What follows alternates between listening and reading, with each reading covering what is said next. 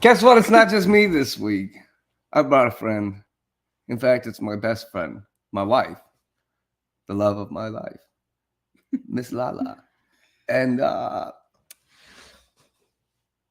as always, before we get started, I'd like to say, hey, can you believe it? I'm right here, and you're not alone. What do you know? But there are some parts to this that I gotta put out before we do anything. Epilepsy is a terrible silent disease. Many of us have it. You're not alone. Tell me your story. Tell us all. Enjoy some conversations, some tunes, some optimism. I'm not a doctor, though. I'm not a nurse, a psychologist, a therapist. I probably cannot take your blood pressure properly. Why? Because I am not trained to. I think she is trained to take blood pressure, but that's neither here nor there. In order to come speak, got to have somebody with you. I mean, just if you have a seizure issue and you want to come on and speak, please have somebody there with you, just in case. But you're always, anybody's welcome to come on and talk about where they're at currently. Here, I'm gonna move down a little bit. You come this way a little bit. You're way down there. You join me, and if you'd like to come on, definitely come on. Share your story, share your thoughts, share your experiences. If you can't make it on the video, you're not a real, kind of more private, just reach out to me. The email is available on the page. Reach out to me. I'm easy to reach. That's very bright. I'm gonna let's do this real quick. We're not using it to help my blindness tonight, so I think we can turn that down a little bit. If you don't want to be on camera, I'm available. I'm an available person, and I don't mind being there for people. If you need somebody to talk to, and Sunday at 6 p.m. to 8 p.m. is not your time, just reach out. I try to be here to help anybody I can, anytime I can.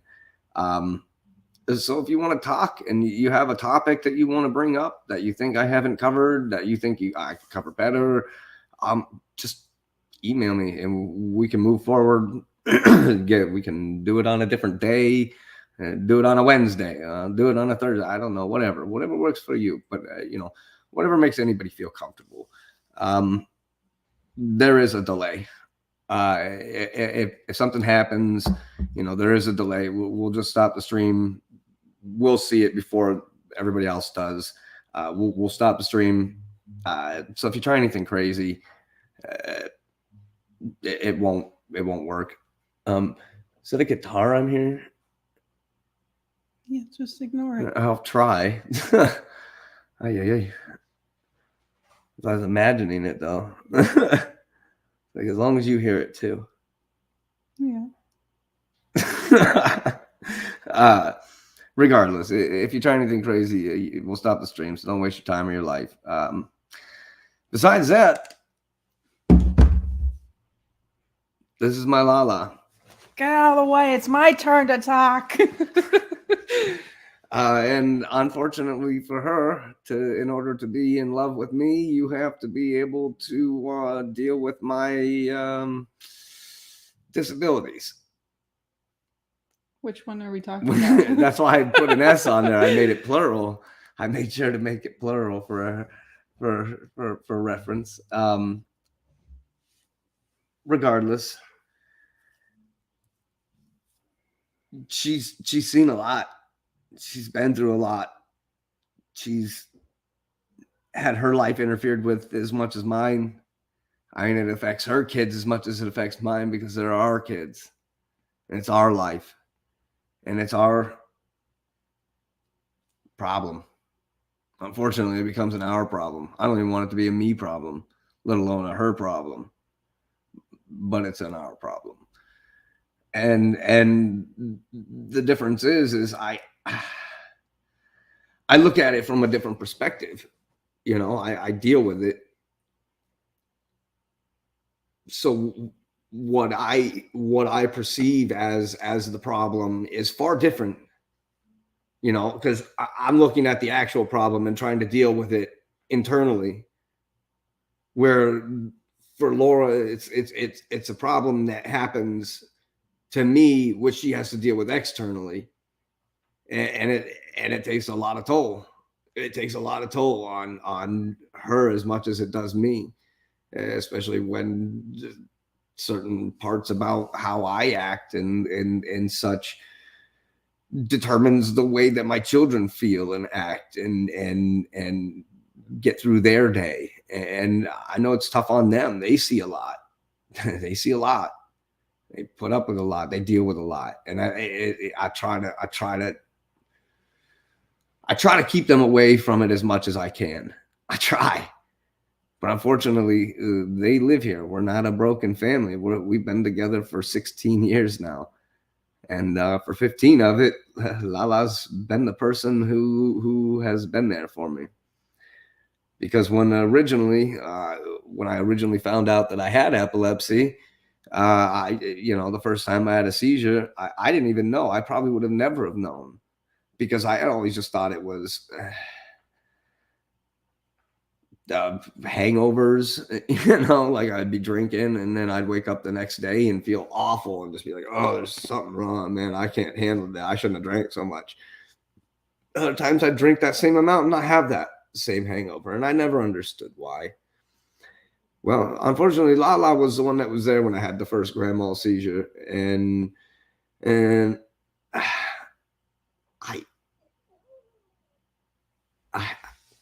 I unfortunately, I had no idea until that point, and it didn't even really click to me.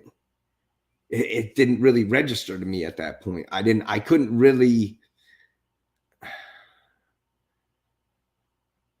fathom how bad this was going to go. I just recognized how much she reacted to it and how much it bothered her. And I remember that. But she stuck around. And I mean, that was when we lived in California. Yeah. And then 15 years ago now. Yeah. And then when we I couldn't do California anymore. Too many people, too expensive. It wasn't for me. It's a cool place to visit. I lived there for a few years.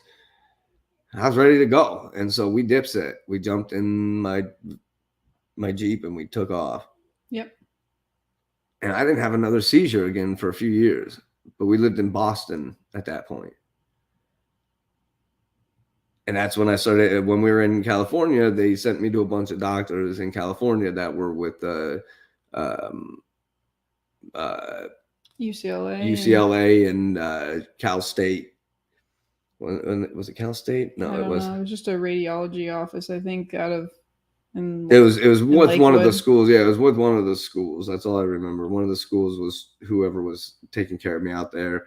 And then when we got to Boston and I had the other one, they're like, oh, maybe you have something going on, but we'll just do another. They did basically the same tests at the Leahy clinics and such. And that's when it started to really click. And maybe this was real. Maybe this was more real than we were giving it credit for. Maybe it wasn't just something that happened because I was hungover. Maybe it wasn't something. Maybe it was something more than that. Well, at the time, it was still not that bad. Yeah, we still didn't think it was all that bad. But I'd say from that point, I started to recognize that it was more of a thing, because I was watching you again recognize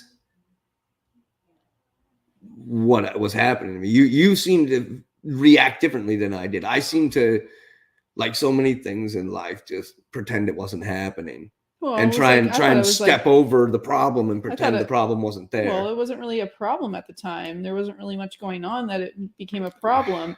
And you weren't even on medication. So it wasn't like, even when we were in Massachusetts, you weren't really having very many issues. So it wasn't a problem then. And even when we lived in Long Beach, I just thought of it as like, any other medical condition, like, oh, you go to the doctor and you get some pills, and then that takes care of your disease, is the medication you're on, like a lot of other diseases. So yeah, I guess we I didn't think of it as something so serious like I do today. no, Today it's different. Today it affects every aspect of our lives. Back then it didn't affect any bit of our life, really. You could still drive. You weren't on meds.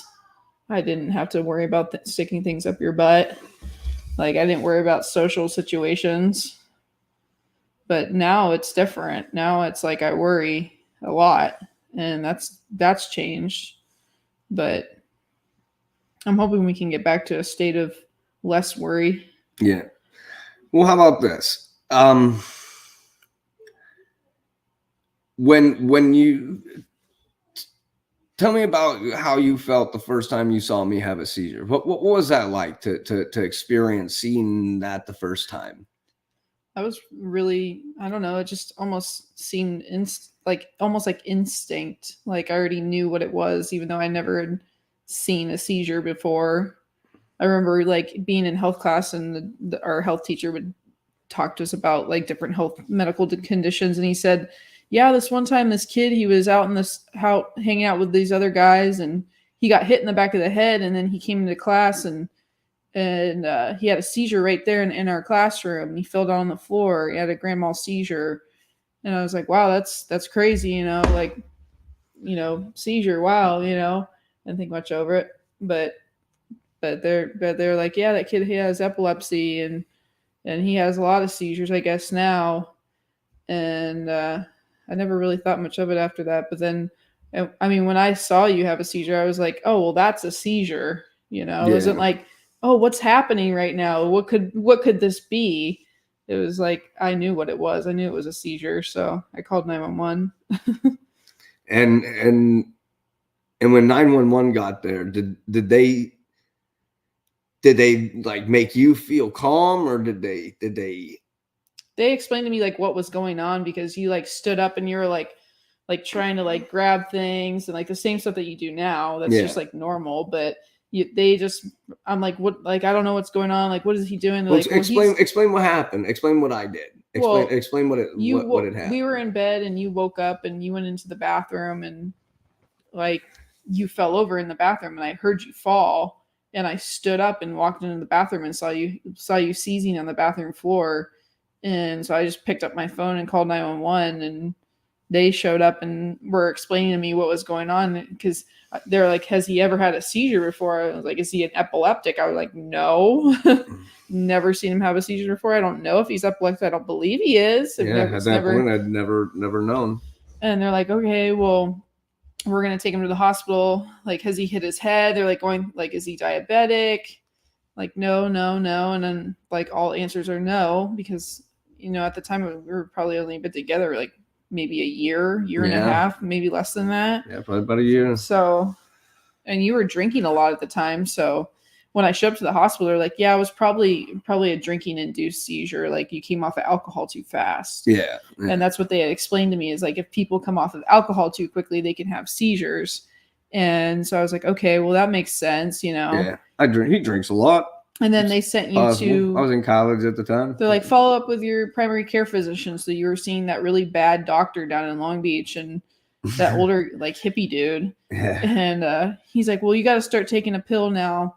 And so he prescribed you Dilantin. And then it was like a month later, you went into the neurologist's office, and they're like, wait, he prescribed you an anti-seizure drug and you've only ever had one seizure? Yeah. And they're like, that can make you have more seizures. That could even be even worse for you. Like, you shouldn't even be on that.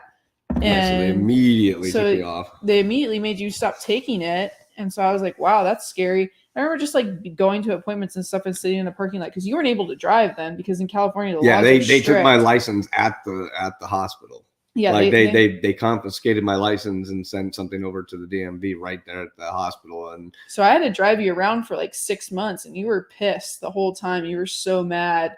And I think back, like, and now I'm like, wow, It's really hard to live in California when you can't drive, when you live in Los Angeles, Long Beach. I don't know. It depends on where you're at, but It's not like they have good public transportation they out have there. good public transportation. They have buses and stuff, but it's not like anybody wants to take an LA bus. They're not. It's not good. It's not good. They don't have good routes. Well, luckily we live centrally to like a lot of different things. Like That we was live the by grocery convenience. stores. Yeah, we you could lived skate right to off. Go, like we lived go at get Redondo and food. PCH, basically. Yeah, so our apartment was like right near the center of Long Beach, so you could literally go to places that you wanted to go to just with walking. And remember, we didn't even take our car when we go to the grocery store and stuff. We just carry groceries home. Yeah, we would just we were walk cheap over to and Ralph's poor. and whatnot. I mean, we're poor now, but I mean, we would pinch pennies any way we could and just drive, or not drive, but walk over across the highway and just carry groceries back. But that was back in 2000. The first episode was back in 2008 or 2000. Yeah, 2008. Must have been something like that. 2007, 2008.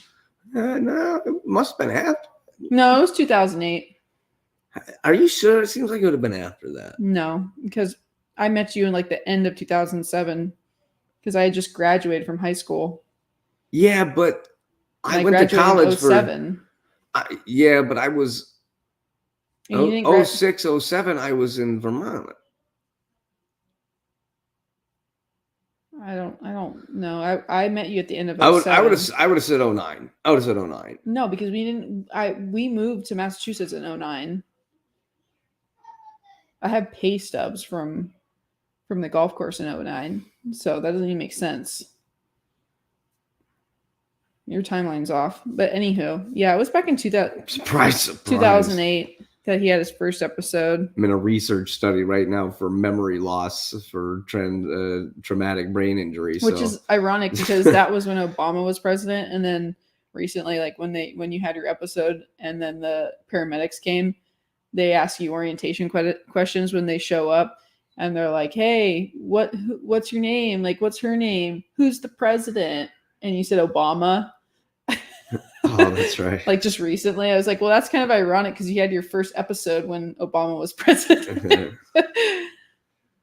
But sometimes I can't even answer the questions. I just give really weird answers that have nothing to do with anything. The video she took the other day, we posted 19 seconds of it, and it was creepy.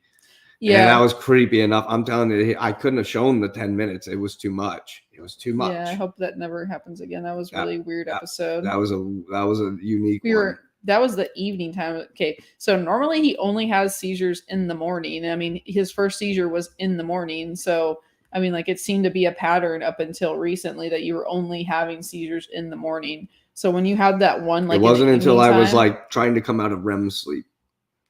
Yeah, but also your sleep cycle has been really messed up recently because you go to bed really late and wake up early, and then you'll take naps in the middle of the day. And no, I drank for a while. Actually, I kept drinking until I was about when I was 25. It was when we had.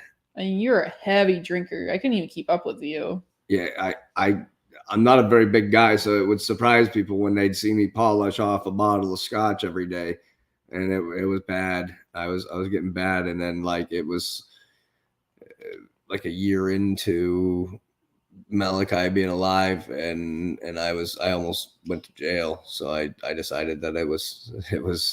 She was like, I kind of gave him an ultimatum. I was like, either you stop drinking or this is not going to work out for you. Gone. I had put up with a lot at that point. Even after that, I was still putting up with a lot because you were still drinking even when we moved down to North Carolina. No, I didn't drink until after we got here. I hadn't drank for like 3 years when we got here. Yeah, kind of. Yeah, I hadn't drank for like 3 years, and then we got down here, and then I drank for like a year and a half, or like I don't even know if it was that long, but I drank for a little while. And I believe Lala. I drank for a little while, and then I immediately just started acting like a dumbass again, and I was like, all right, this is stupid. I don't even know why I'm drinking again. I don't even like to drink. And so it's been what, like, For somebody who drank a lot, it's weird for me to even say I don't even like to drink. I didn't before I started drinking. I swear I kind of got into a depression. I got into like a weird state of mind. I was like, I kind of got off kilter, and different type of poor vegan. Yeah. Now we're just working poor. Yeah, we work our asses off and are we worked still our way poor. up to working poor. Yeah, we now have a home and vehicles and stuff, but that's about it. We're working on the rest of it. We're hoping to get to a point where we're comfortable someday. But for now, we just work hard, and we did though. We at one point we were living in a shed in the wintertime with a kerosene heater. We were using propane tanks to keep warm. That was another time I almost left. Yeah. We I was ready to go back to LA after that one. Yeah, we've lived in really weird times. We've lived on people's couches. She's been through a lot with me. That's for gosh darn sure. I'm shocked she's still around. So that beer counts as a year. Oh man. Well, I mean, realistically, I quit drinking probably 7 years ago now. Yes. 6 years ago. Probably about 6 years ago. So it was like 6 years, and then I had like a year plus where I drank for a little while, and then it was like 3 years before that. So I really like anytime you weren't working, you were having a beer or having a drink or taking shots or whatever. Yeah. Well, because I'd still work. You weren't working when you were drinking all the time. Not always. When I was in school, at least. Well, even when we lived out here and you were working for the real estate company, you weren't drinking during that time period. No. But then you started to get ill again, and then you started taking Lamotrigine, but you were drinking while you were taking the Lamotrigine. Yeah. I remember that. Yeah. Because I was like, should you even be drinking on these pills? Well, I quit both at the same time at that point. Because I had a seizure even while I was taking the pills. And then they mess with your liver. Yeah. And so I stopped taking I stopped drinking first, and then I had another seizure while I was taking the pills. And they're like, well, here, we'll just up your dose. All right. And then I had another seizure. And then they're like, here, we want you to take hospital dose of Lamotrigine every day, 3 times a day. Like, not a chance. I'm like, I'm just going to stop doing everything. I'm going to look into some other things. And that's when I started the diet. Yeah, that's when you found about keto. I told them, nope, I'm going to wean myself off of the drug, and I'm going to stop. Mm-hmm. So let's back up now. So we were in California. You had seen them. We had talked about the what it was like when the EMTs had shown up. And so now they kind of explained to you what was going on. Like, oh, he's postictal. He's coming out. Yeah, they explained to me about like postictal. Then, like on the spot, they explained to me like what that was. Like they knew what it was. I mean, they were LA EMTs. I'm sure they had seen plenty of seizures to the point where they could explain to me in a quick few layman's terms, like, hey, that's what's happening right now. Like when you wake up from a seizure, you don't understand what's going on. You're like trying to orient yourself with reality, and you're just not there. And so you stood up and you were just trying to fight people. Like you're like not really fighting, but just kind of like throwing your arms around and flailing. And they're like, well, we got to bring you down in the stretcher, but we don't want to have to carry you because for some reason our apartment building was a 3-story apartment building with no elevator. Always fun to get the groceries or any furniture, anything up there. Yeah, oh so they're like, you gotta walk. We lucked out though because we could walk up the side of the building and come around the hill and then only have to walk up one of the twist up staircases. Yeah, I got my exercise from there to the laundry room every day when I'd have to do laundry. Oh my gosh, it was awful. People would get mad. And it was only 565 square foot, so you couldn't leave laundry sitting around or anything for very long because you'd run out of places to walk. Yeah. But yeah, they told me what was going on, and then I don't even recall going.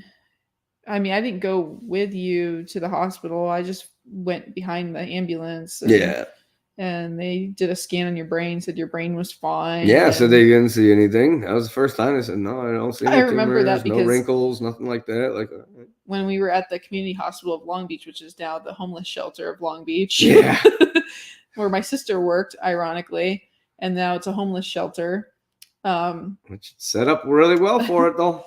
I remember my boss had called me and she's like, hey, I need to talk to you.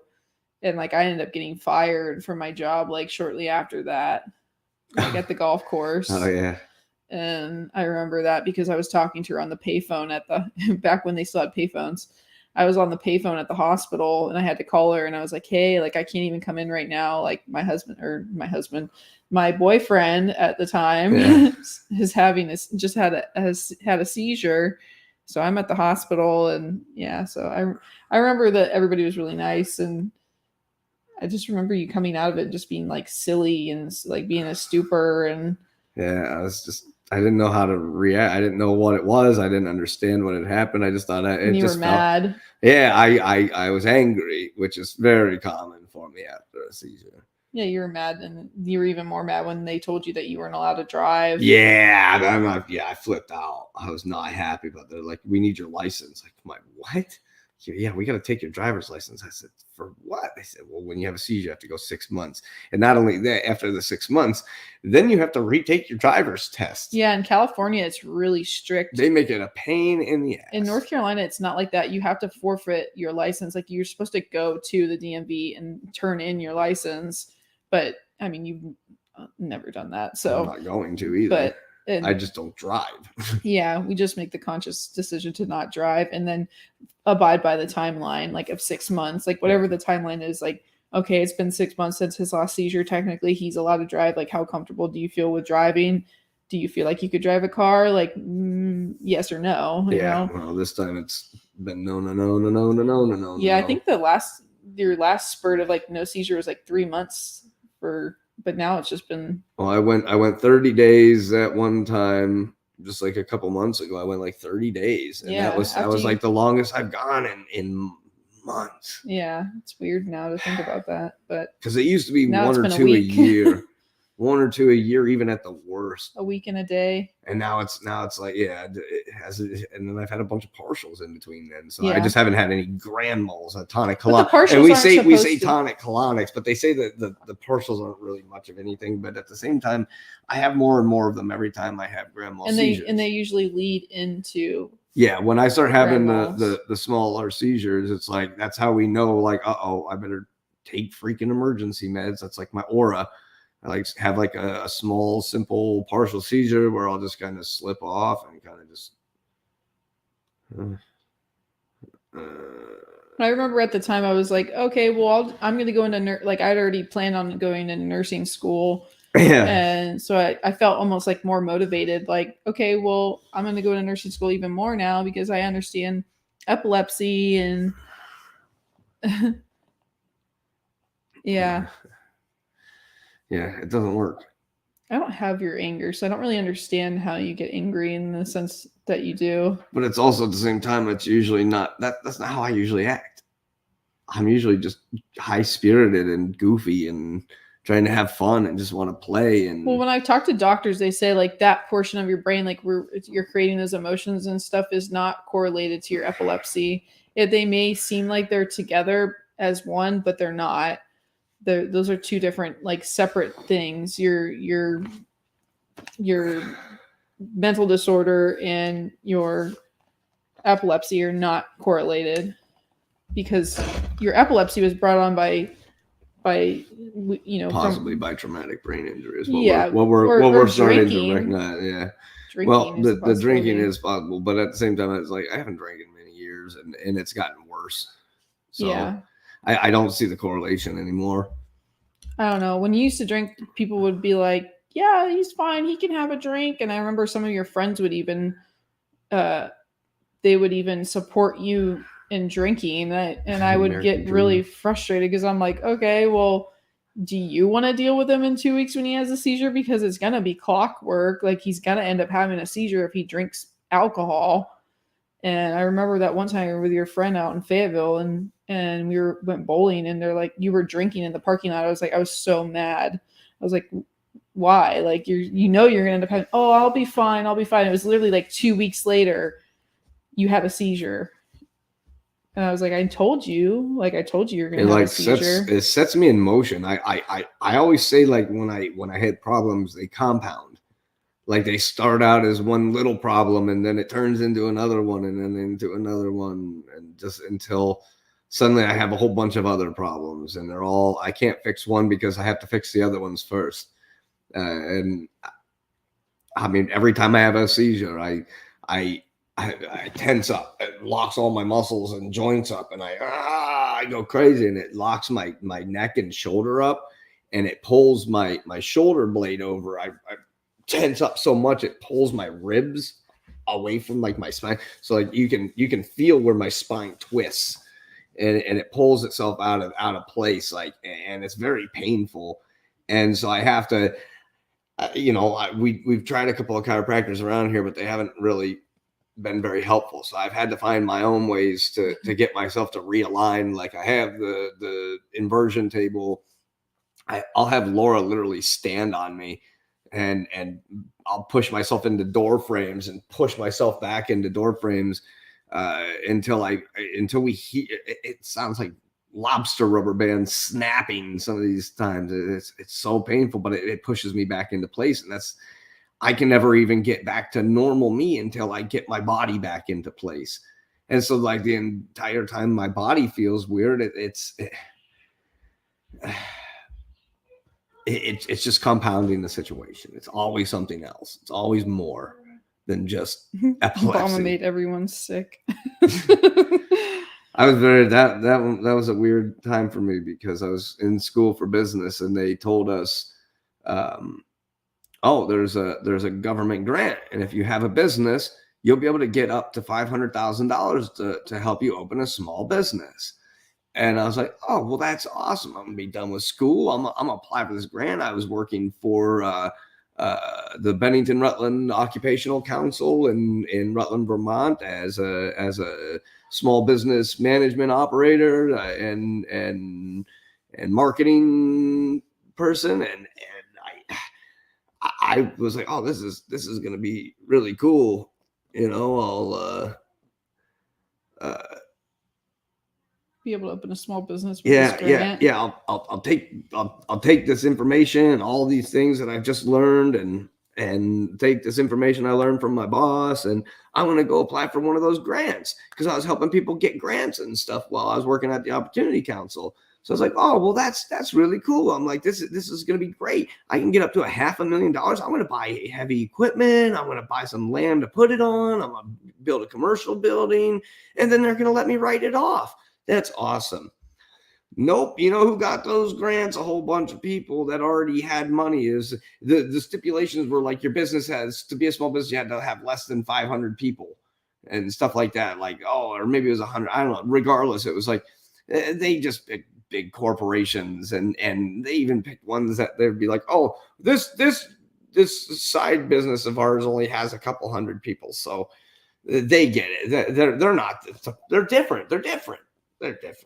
So these rich, super duper rich companies got all that money, and we all paid for it. And I was very upset about that after going to college and working at a place that taught me about grants and all this, to learn that all the money that we were putting in, that Obama bragged about, that he was going to help the small businesses of America, that they just gave to all the big businesses of America. Yep. Cool. Lemon Tree said 2007 was your appendix. 2007 was my appendix. Yeah, so I met you in 2007 because it was November, and then your mom came out for Christmas, and that's when I met your mom. So I was in what, in Vermont, 2005, 2006? Must have been. That don't make sense. Because I didn't graduate till 2007. Okay. You met me, I was 19. And I had been out in California for a little while. Not long. Oh, I know. I was 18. I was about to turn 19. Yeah. Okay. Well, so let's continue. We don't need to get off on too many tangents. You know me, I'll go all day on tangents. So we were at a point where we thought it was just a fluke. We thought it was just something to do with my drinking. And so then we moved to Boston. And it happened again. See, I don't really remember much happening in Boston. I remember it was towards the end of us being there. I just remember working a lot, and like I'd come home and you'd still be drinking, and yeah. I was because I worked at the golf course and I worked at Christmas tree shops. Yeah. And everybody loves a boggin. Yeah. You worked in the evening times too. So you got that job over at the golf course. That was a cool job. And then you started working for a little while. I was working for Valley Crest, and that was until I got hurt. That was awful. Fell off of a rock wall with a backpack blower on and blew out my neck and shoulder. Still, that's what locks up every time I have a seizure. It stinks. It's a real bummer. It's been a problem for many years. But I've worked through it. I've worked through it a lot.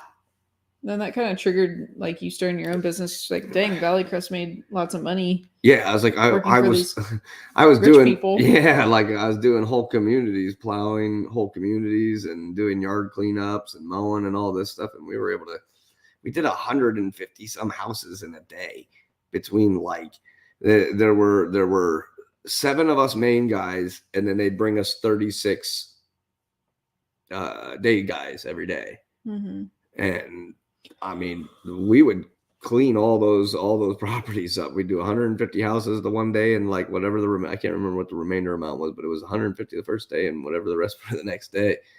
And I remember when we did the yard cleanups for like spring and stuff, like we were going through those yards. It'd be like 7 of us would walk through the yard with a blower and blow a big line of stuff out.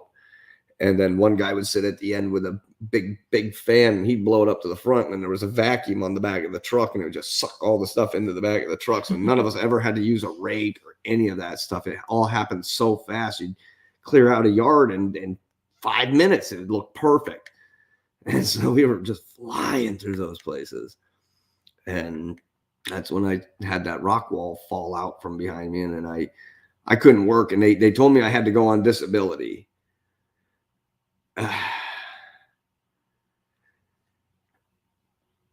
They told me they couldn't keep paying for me to sit at home, and I was like, well, I can't lift anything. I'm like, my arm doesn't work. I'm like, I'm trying like hell, man, but I can't feel these fingers. I'm like, I don't know what to do. They're like, well, you're gonna have to do physical therapy and then apply for disability. I said, well, I'll do the physical therapy, but I'm just gonna go unemployed, I guess, for a little while. And then that's when we were like, okay, if I'm not working right now, then we gotta go somewhere cheaper than Boston. And that really did that, like set the tone for us to have to move back to Pennsylvania. Well, no, we tried to stay in Boston. We tried, yeah. Because your grandparents were like, oh, well, you can go and, rent somewhere else. And yeah, we tried to find some place that could be affordable for us once I was done with school, and that's something that you could pay for on your own. And then that didn't work out. So we were just like, all right, well, what's cheap? Well, Sheffield's cheap. Let's just go back to Sheffield. Cheap. Yeah, unfortunately. And I was like, well, and at the time I was optimistic about going to Sheffield too, because I was like, well, I like it there. I liked Warren County. It was pretty nice. It looked like a nice community from outside. It is. It's just, there's just nothing there. There's nothing there, and there's a lot of drama for there being nothing there. Well, I don't sweat it too much. I grew up there. I know all the people, and I mean, it's just it's different for me to look at it from that perspective. Well, it was more culture shock than I was prepared for, than even moving to Boston.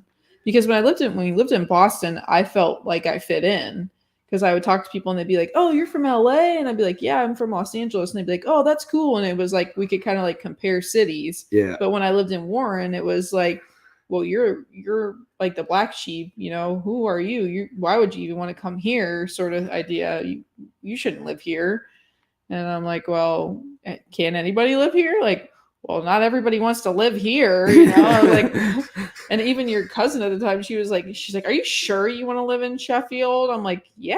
I'm like, I'm here. Sure. Like, it looks like a nice community. No, we got the house for a song and a dance. So. I loved our house. I still love our house. It was a great house. Yeah, it was a really, really nice house. Other than it being freezing in the wintertime. Yeah, it had like no insulation. Yeah, it was built in 1894. So no, it was built in 1908. 1908. Oh, that one was. Okay, yeah, it was the other house. Yeah, our house was built in 1908. But it had all original woodworking, and the banister was gorgeous, and I just loved polishing it up like a shiny penny, and it looked beautiful after it was all done.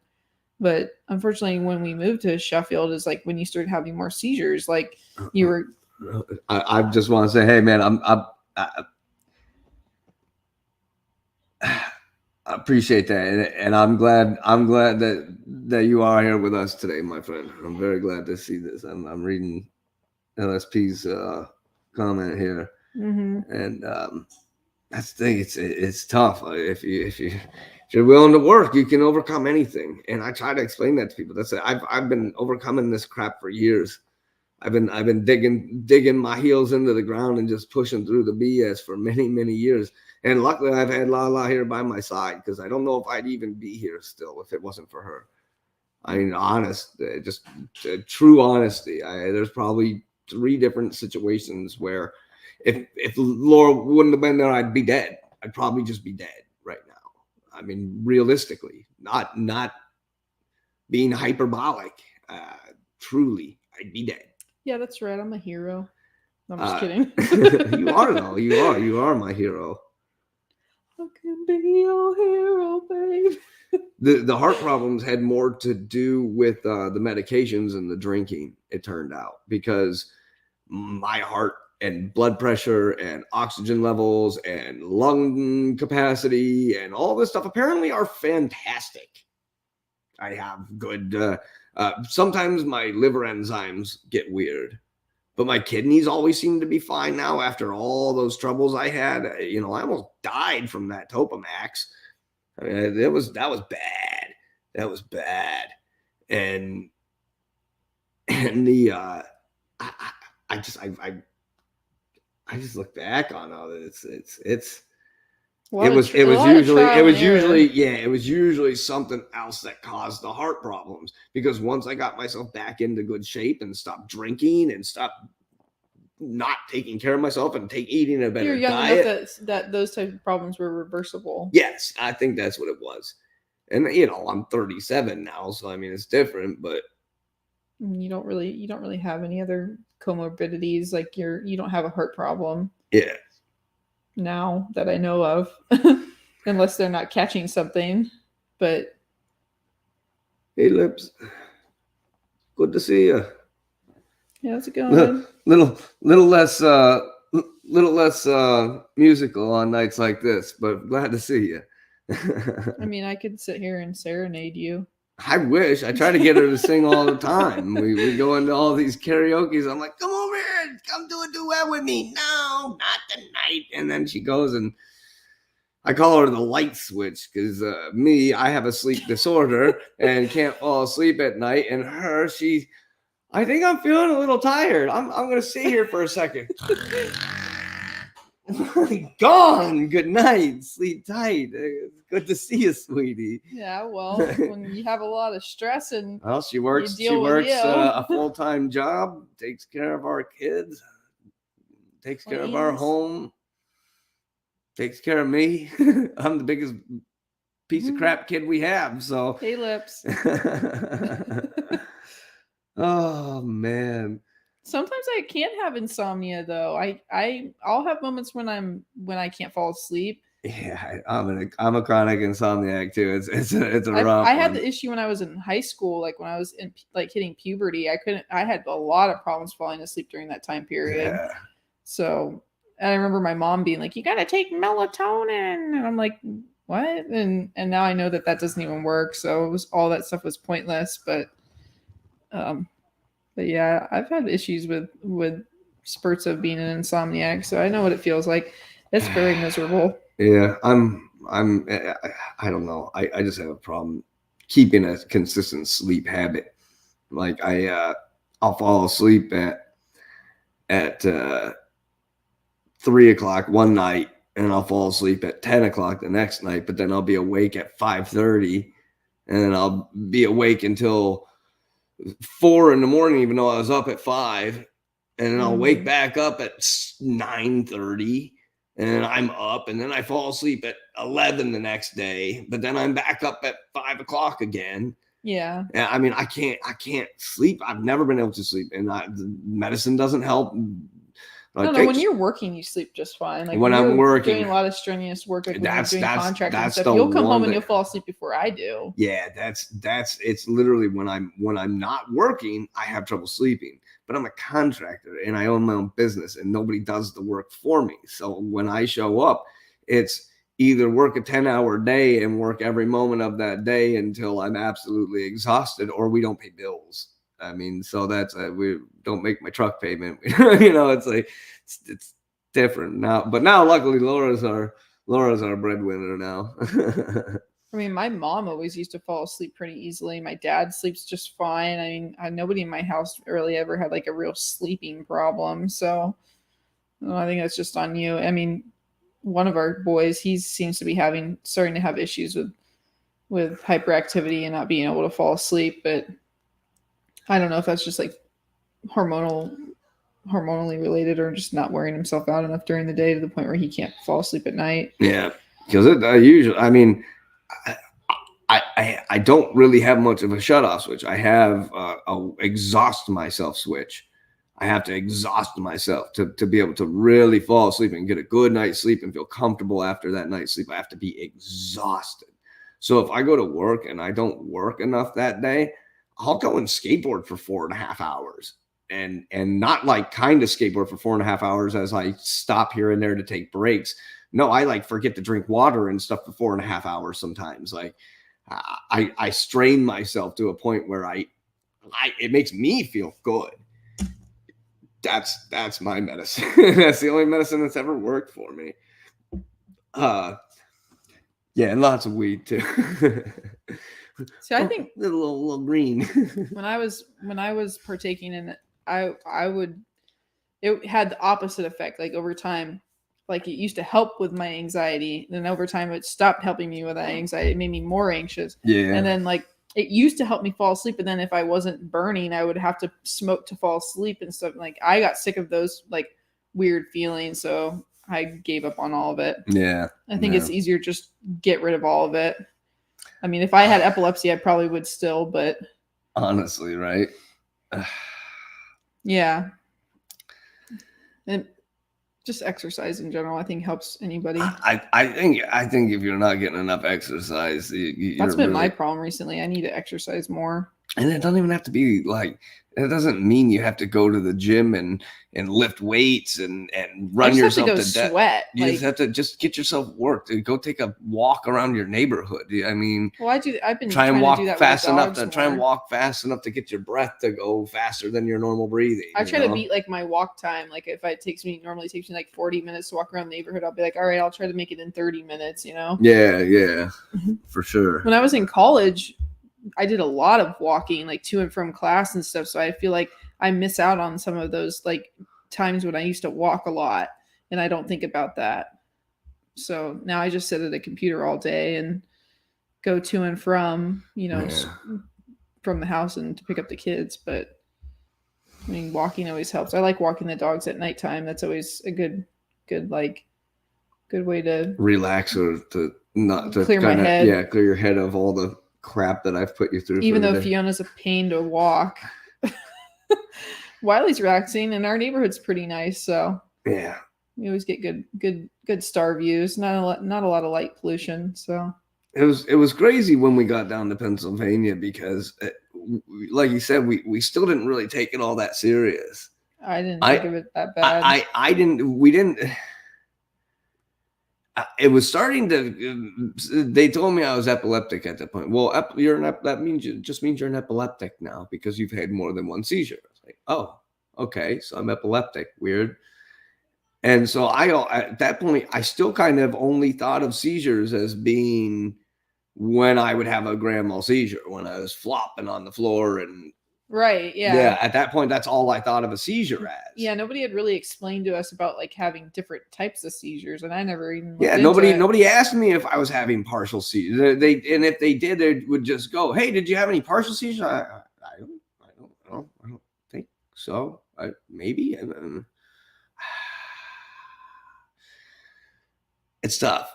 It's tough to look back on that in hindsight and think about the fact that we were so in the freaking dark, so in the dark.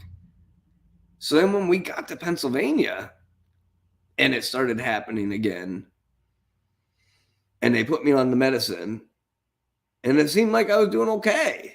Mm-hmm. Like it really did. I started out on a low dose, and they moved me up to the regular dose, and it seemed like I was doing okay. When in Pennsylvania, when they put me on the Lamortigen. You weren't on Lamortigen in Pennsylvania. You were on Lamortigen when we moved to North Carolina. No, I was on it for a while, Laura. No, you weren't. I was on Lamictal for a while, and then they changed it to Lamortigen. No, you weren't on any meds when we moved. You weren't on anything. I think you're wrong. I'm not wrong. I think you're wrong. I'm not wrong. They tried to put you on a med, and you said you didn't like the doctor you were going to in Kane because he was like a foreign guy and he could hardly speak English and you couldn't even understand him. And they gave you pills, but I don't remember you even taking them. Well, they gave me a few different. They gave me. He gave me something for bipolar. I don't even remember what it was, honestly. I remember that he probably gave you a drug, but I don't remember you even taking it. Well, I took it for like a week, and it made me like depressed. And I was like, oh, well, I'm not taking this either. But I was on something. I swear. Because that was when we moved. Because like right after that, we moved down here, and then we were in Durham. And I remember you had a seizure when you were supposed to be going to work. You had a seizure that morning, and I had to call your boss. Oh, that's right. I had just got a really good job too. Yeah, you got like a job as soon as we got there. I went. I met this guy down in Durham. Like $40 an hour. No, it was 30. Yeah, it was close to that.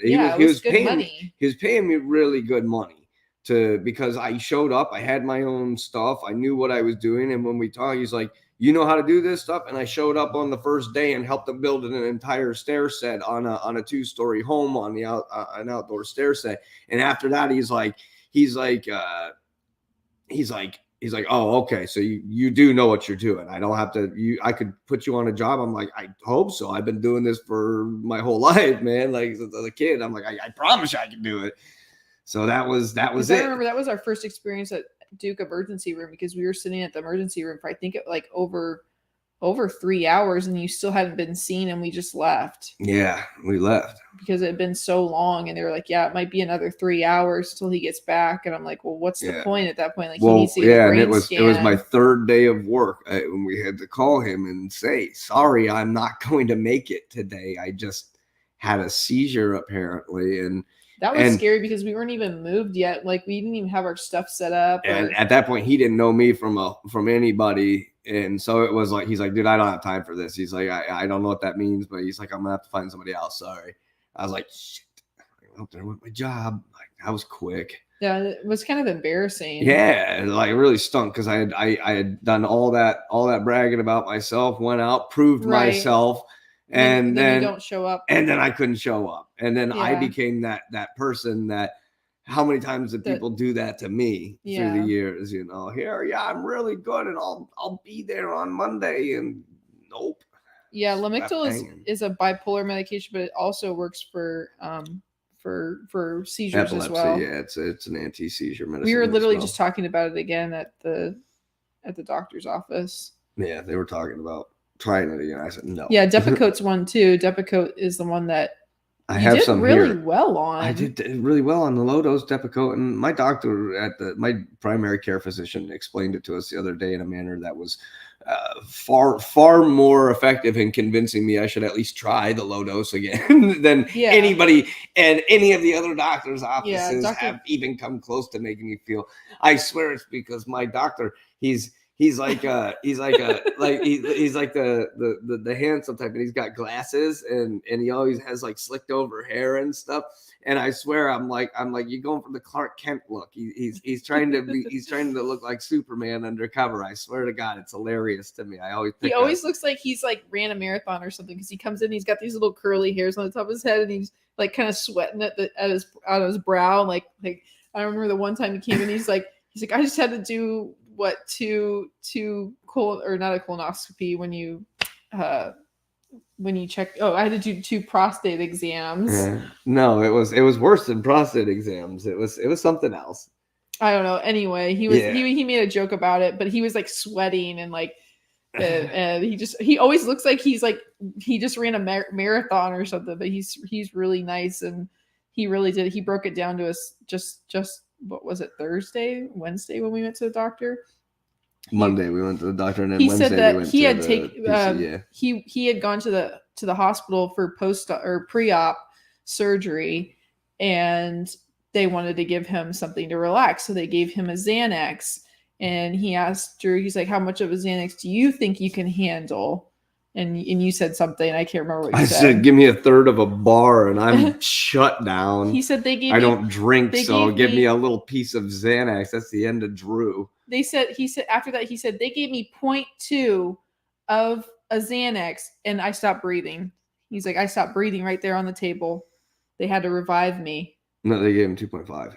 Oh, 2.5. Okay. Yeah, they gave him like like a standard dose. And yeah. He shut his breathing down, because some people they're allergic to the benzos. Yeah. So he had never known. He's a doctor, and he went in for pre-op surgery and almost died from taking the 2.5 of a Xanax. Which I was like, oh my God, like that's scary, And he's like, my point is, everybody's different.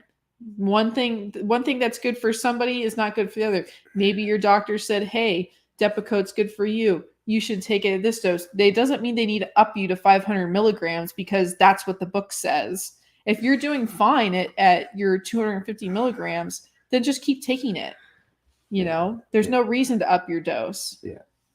And so that was his point to all that, was the fact that everybody's different and you shouldn't just base it off of the book.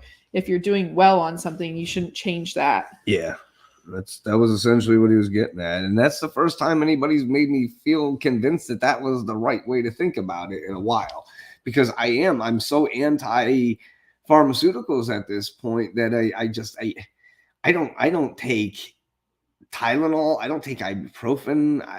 Sometimes I take an aspirin when I'm like, if I've had a seizure, and I take a Klonopin for my emergency dose and I'm still having a headache, I'll take an aspirin.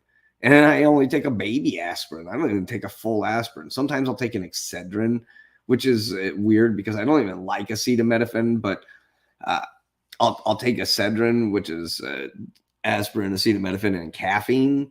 Yeah. And I don't mind those sometimes, but I mean, we bought that bottle and I've taken 4? We're almost at the throwaway date. I mean, I don't take them. I don't take pills. So it's really hard to convince me to. He self-medicates, but he won't take pharmaceuticals. Yeah, but I self-medicate with things that come from the ground. I can grow what I take, and there's a difference. I feel comfortable, and I've been using it for years, and I've never had any problems. Well, that's the one nice thing, is that the CBD tincture has seemed to be pretty beneficial. It helps. Not just with your mood, but with stopping seizures. Yeah, it truly helped. It's a few times where I've been in some little sketchy situations. I take that CBD and just. It kind of makes me feel floaty and Topamax you took after you were already on Lamortigen for a while, right? Or no, Topamax they gave you before you took Lamortigen. Yeah. Because that was one of the other standard anti-seizure drugs. And here, just take this Topamax. Did the Capra, did the Topamax, did there was one, I can never remember the one. There's a couple others that you've tried, I feel like. We've tried 11. So, I mean, there's been 11 of them so far over 15 years that we've tried. I'd be curious to get all of your records. Well, we wrote them down the one time. Either way, the Topamax was They really give bad. me naproxen occasionally, but that what's the one that they give me for my headaches? What's naproxen? I It's don't like a remember. sulfide type. That's sodium sulfite. One. It's a head medicine. It's a painkiller sort of thing for headaches. Oh, yeah. They gave him an antipsychotic headache medicine at the hospital in an IV whenever he comes out because it like helps with his mood and stops the headache for at least for a day or and a half, so at least he can like move out of the postictal phase a little bit easier. Because that's like the worst part is when he's coming out of it. So that's John said. I got off the doctor's meds for spinal stenosis pain, and I found me again. And that's exactly what had happened. I had been taking these pills for so long that it turned me into a different person. And I told the doctors, I said, I'm choosing me over the medication. I'm sorry. I'm not going to live my life in just a turmoil and feeling awful every single day of my life just so that I can maybe avoid 1 or 2 seizures a year. Like, I'll take the seizures. Thanks. And just be me. And I did. And I went to work and I pretended I wasn't sick for many years. In fact, it wasn't until last year that I really finally say, okay, there's something wrong and it's not getting better and we need to figure out what the hell is going on. And I mean, it took us 6 years to get into Duke. And I think I kind of just was playing scared until I knew we were getting into Duke. I was just pretending nothing was happening until we were there out of fear. I mean, realistically, that's the reality of it. I was just until we knew we were there. And it was funny because I seemed to ease off once we knew we were finally in that Duke. Like, we finally made it. We finally made it. And then it turned out to just be another nothing burger. It just did nothing for me. They did the same tests as everybody else, suggested the same things as everybody else. And then when they didn't come up with a solution, passed me on to somebody else. I mean, it's been the same process for 15 years, doctor after doctor. We started in LA, then we went to Boston, and we were at UPMC and Leahy or Hammett, and even went up to Buffalo once, and then we were at Durham, and then Wilmington Health, and then New Hanover.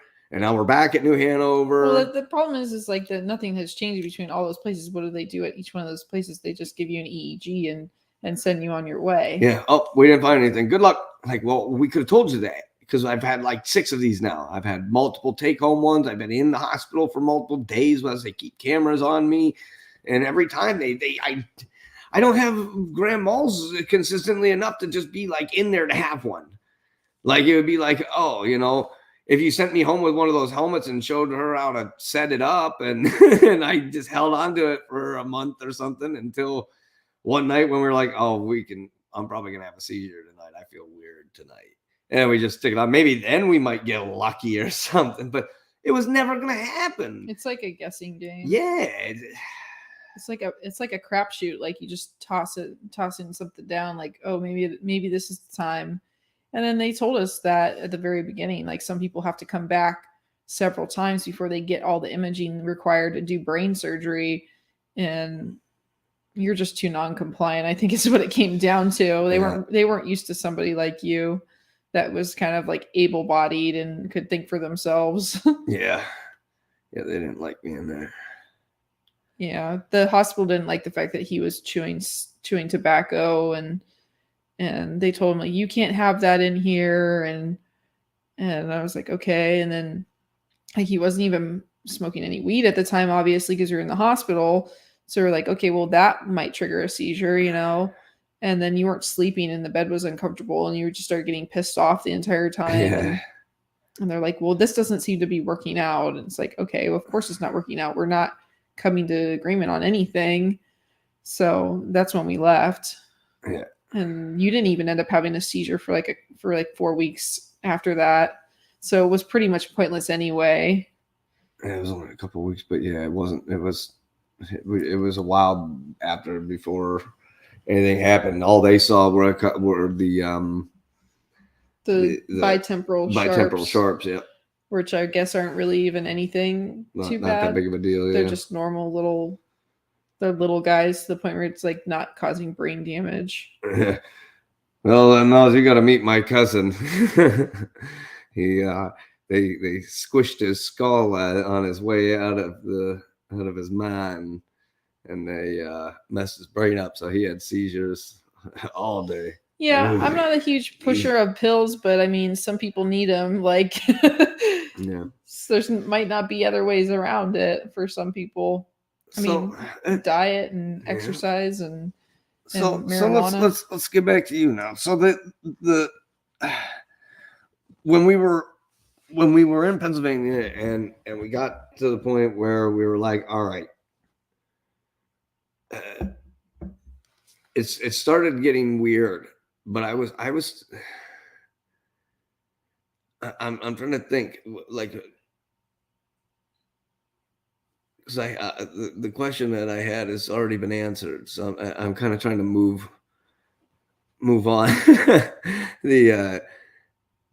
When we were in Pennsylvania and things started to get weird, we were at UPMC at that point.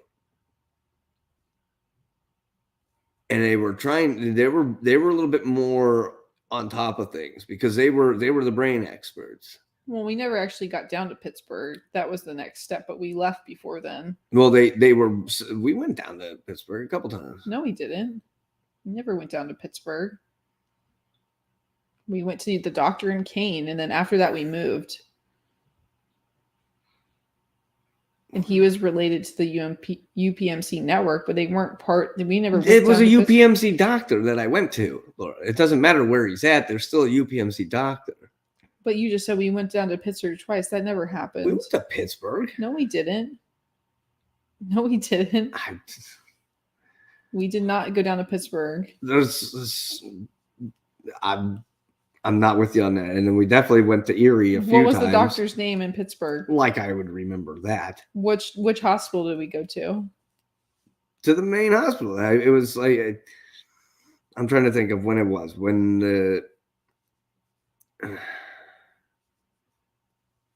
Was it not for testing? No, we never went down there. I'm telling you, we never went there. We never went to Pittsburgh. We left Pennsylvania before any of that happened because that was going to be the next step. They said, if you don't want to see anybody in Kane, you're going to have to go to Pittsburgh or Erie. Yeah, well, that's what it was. We were going to the UPMC doctor, and they said, from this point, you're going to have to start going to Pittsburgh. Well, you said you didn't like the guy in Kane, else you could have just kept going to him. But you said you didn't like him. Well, no, they were starting to talk about more doing more studies on me. And they said that we were going to have to start going to Pittsburgh. And we said, that's a 3-hour drive. Right now, it's already driving either to Kane or Erie.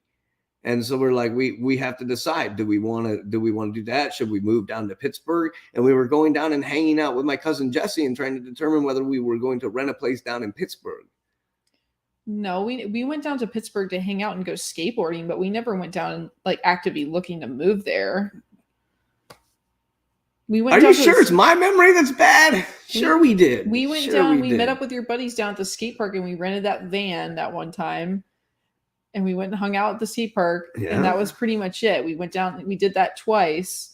And then we met up with a couple of your close friends from up in Warren that lived in Pittsburgh, and we talked about the possibility of moving to Pittsburgh. We were talking about moving to Pittsburgh. We said we didn't want to. We didn't look at places. We said we weren't interested in. I said I'm not interested in moving to Pittsburgh, period.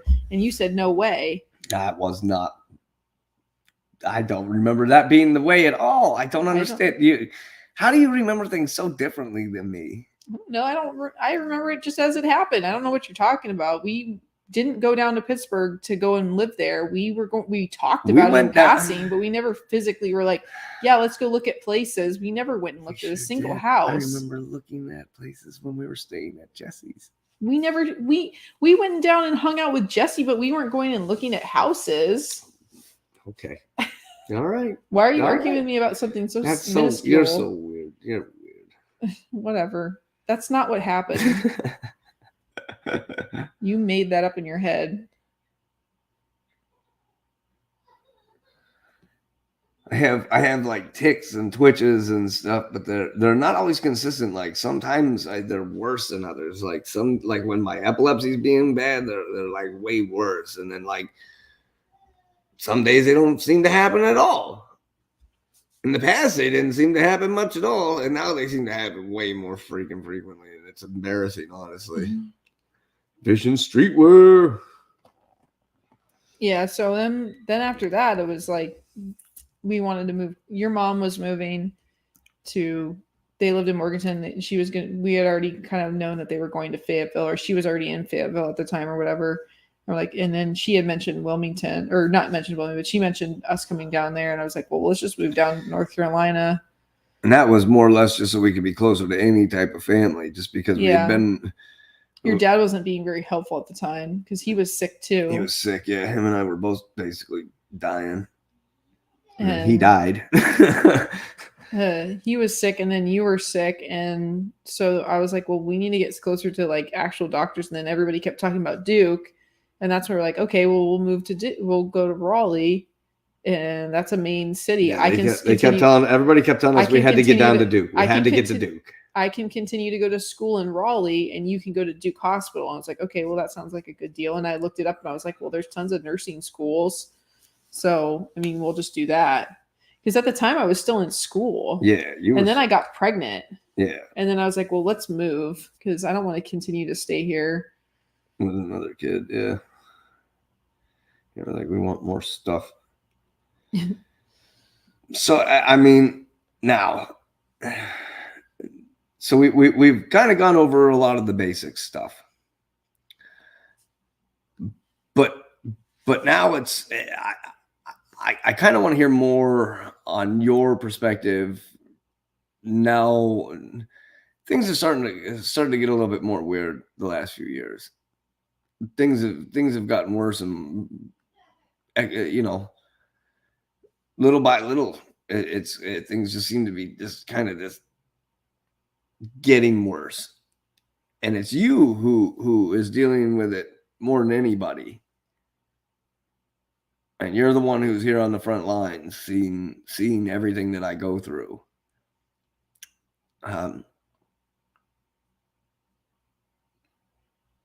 What's your question? What tell me about tell me really what it's like for you to essentially to have to worry about this on a daily basis. What do you, when you wake up in the morning, what's your thought process? I guess I just hope that you don't have a seizure that day. No, I don't know. It's weird now because I stress more, I guess, than before, and I worry. Well, I try to like follow your cues, and I feel like I'm constantly like checking in with everybody. Like, how's everybody doing? Like, how are you doing? How are the kids doing? You know, I'm always doing check-ins with everybody. I know you get annoyed when I ask you like too many questions about how you're feeling. So I kind of just let you come and tell me when there's a problem. And I just try to give you space when I notice that you want space. But other than that, I just try to live our lives as normal as possible and just think of it as a side thought. But sometimes it becomes the main act of the day. I don't know. It's weird now because I guess about a year ago when I not first started my job, but when I was like in the middle of like transitioning into working full time for the company I work for now, I like went through a period where I was like, well, do I tell my managers and do I tell my bosses that I have this kind of problem that's not really a problem, but sometimes it can be a problem. It can affect my work. And I kind of like struggled with, do I bring it up? And like even your mom said like, well, don't tell them because, you know, that could affect your job, you know? And sometimes I think it does, but I eventually did tell my manager, the person above me, like, hey, like I have this issue with my husband and it sometimes affects my life. And it was a relief once I told her, because then we had a personal conversation about, you know, she brought up the fact that she knows somebody, her niece has epilepsy, and she was going away to college, and the mom was really worried about what her daughter was going to go through and the stigmas that she was going to face when she, as an epileptic, going to school on your own. But hers were moderate, from what I understood, hers were moderately controlled, but not very much. And her friends and her support system had been throughout high school, been there for her. So we had a really nice conversation about, a real life conversation about what was going on. And I told her about you and all the stuff that we're going through, and kind of went into detail about, he's trying to look at brain surgery. And so, I mean, it's, I guess as an adult, you kind of have to realize that people will sometimes stigmatize you, but other times it'll become your saving grace, I guess. But I still worry about it. I still worry about telling people, like, if I were to get a new job, do I tell them right away that my husband has epilepsy? Because like I said, it does affect my life. So, it's kind of like, if he has an issue and I have to go to the hospital, yeah, complicated, seriously complicated. And it's unpredictable. So it's like one day could just be a normal day, and I come into, I get online and I hop on to work and everything goes smoothly, but it could be a bad day where it's like, okay, well, I'm having issues. And I don't know, me opening up the door and just being honest with my manager honestly has made my life so much easier. And just being honest with the people around me and being like, this is what I deal with. But it does still affect me on the days that it's going on. I remember to like not emotionally react to situations now. Like before, I would react and I would cry, I would get upset and be like, oh my God, he's having a seizure. Oh my God. Like, and sometimes I do that, but for the most part, I try not to react that way. I try to be like, all right, he's having a seizure. He's going to get through it. Everything's fine. Like, whatever happens at this point. Like, it's not like you're dying. It's not like you're physically dying. And that's what I have to remind myself. Like, hey, he's not actually dying. Like, he's just having a problem right this second in this moment, but it's going to go away. And in the past, it wasn't always like that for you. And so like when I first started having this, like I said, we didn't really take it all that serious. It was serious. It was like confusing and such, but it was like we kind of blew it off. It was like ignorance is bliss sort of thing, because I think back on those moments, I'm like, well, there were times when he was having like postictal and preictal phases that I didn't realize that that's what it was. Yeah. And manic phases and stuff like that. Well, from what I understand, your mania and bipolar depression and stuff like that is not associated with epilepsy. They are two separate portions of the brain. They're not correlated with one another. I'm also not an expert on this, so don't take my words as solid fact. But from what I've heard from other doctors, anecdotally, bipolar depression and epilepsy are two separate things. They don't intermingle in the brain. If he's having a seizure, it has nothing to do with his depression and his bipolar disorder. So they may trigger each other. I'd say that sometimes it does seem to affect you. If like you've had a seizure and then you're upset about it, of course you're going to get upset, but also there's been times when you've had seizures and you've just lived your life. So, I mean, you can't say that they're associated with one another because they're not. I'd say more or less it's situational, but when I go status epileptic, it takes me days to feel normal again. Well, there was a point in time where you told me that you didn't want help anymore and that you didn't want to go to the hospital. Well, that's what it was. We got to a point where we were like, well, every time we go to the hospital, they do nothing. Nothing happens. They say, oh, you had a seizure. Take your meds. But it was more than just that, because I didn't understand about status epilepticus at the time. Nobody had explained that to me. And when you went into status, the one time you had 4 seizures in a day, you had 4 grand mal seizures that day. I didn't know that was a thing. I didn't know that was a serious problem. I thought, in my mind, I hear about kids all the time. They're kids, parents with kids that have seizures. They watch the kids seize all day long. I'm like, okay, well, it's just normal to watch people have seizures all day. Like that just happens. That's not something you can get around. Yeah. But So apparently even- that is a thing. Like if you're having seizures within a short time frame from one another, then if you don't really come out of it and then you go into another one, and you don't really come out of it and you go into another one, and you, even if it's like sometimes it's minutes, sometimes it's seconds, sometimes it's, sometimes I don't come around for a while, half hour, and then it'll be like a half hour later and I'm still not talking properly. I'm still not there. And then I'll just start having another seizure.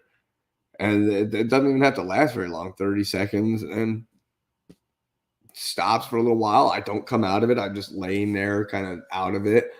And then I start to have another one. And it just keeps happening and happening. Yeah. And then that's when she's got to emergency med me. Well, that was the day where I found out about the suppository medication that the Ativan. Go ahead and keep talking. They want to hear you. They don't want to hear me. They're sick of me. Yeah, I agree, Angela. It helps a lot. Like when I first told my manager about everything that was going on, I was so super nervous, but I was also like almost felt relieved and confident in myself. Like this is just going to make my life better. So she was super cool, and to this day, she's still like, I have trouble even thinking about getting a different job, even though I'm trying to interview with other companies right now so I can make some more money.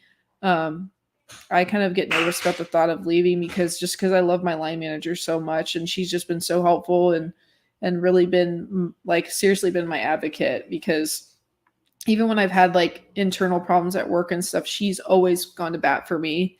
And I know it's because I'm honest with her. And she, like, I work remotely, so my manager lives in Austin, Texas. So I've never even physically met her. But I mean, we conversate over Microsoft Teams. But she trusts me enough to know that what I'm telling her is the truth, because I've told her my biggest truth, which is my husband has epilepsy. So, I mean, I think it just helps in the long run just to be honest with people, and just so they know, I'm not a liar. I'm not making this up because I want people to feel sorry for me, because that would be like the worst idea ever. That would be awful to just be that person and be like, I want people to have a pity party around me and just feel terrible for me and about my life. Like I would hate that. Like, no, that's not what I want.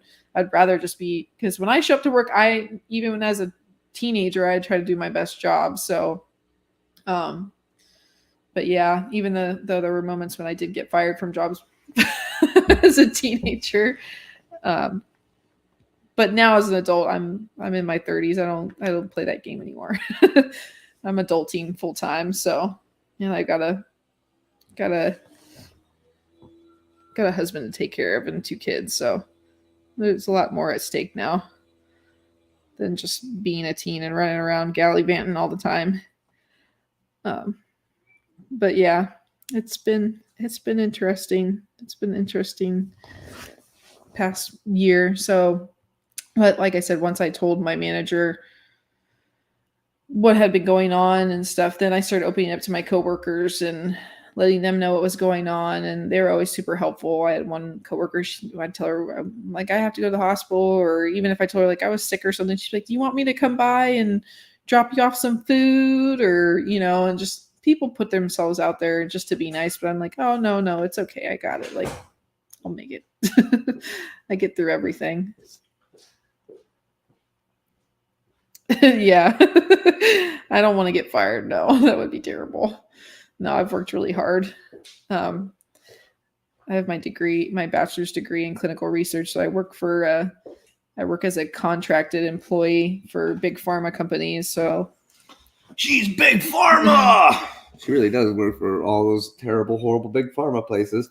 I'm not allowed to talk about that because it's proprietary information, but I can say I work for Thermo Fisher, and